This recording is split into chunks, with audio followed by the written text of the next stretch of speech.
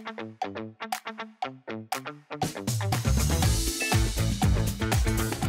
Clashers, I'm Xavier, and I have a question for you. Do you want to achieve the pogging workmate aura? If yes, keep on watching dahil ituturo ko sa inyo kung paano maging pogi while at work using Hairworks Wax. Dahil syempre, when we look our best, we are motivated to work. For our first hairstyle, we will use Hairworks Wax.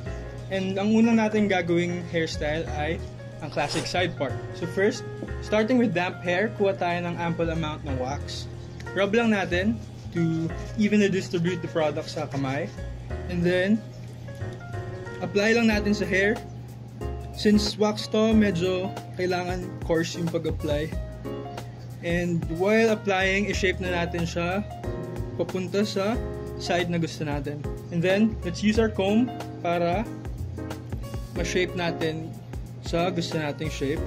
And part it na dun sa natural part ng buhok ninyo para mukhang natural pa rin ang itsura kahit na medyo classy ang dating.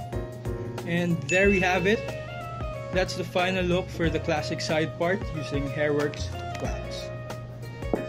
For our next hairstyle, ang modern quiff, we'll be using once again ang Hairworks Wax. Again, start with damp hair.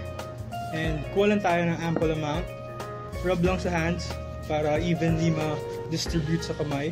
And parang isa-slick back lang din natin siya using our hands lang. Hindi na natin kailangan mag-comb, pero kung gusto nyo, pwede rin. Once you can feel na medyo nagdidikit-dikit na yung strands ng hair, pwede nyo na siyang i-comb using your fingers para may volume. Slick nyo yung sides konti para ma-achieve yung quiff. And there you go. That's the final look for the modern quiff using Hairworks Wax.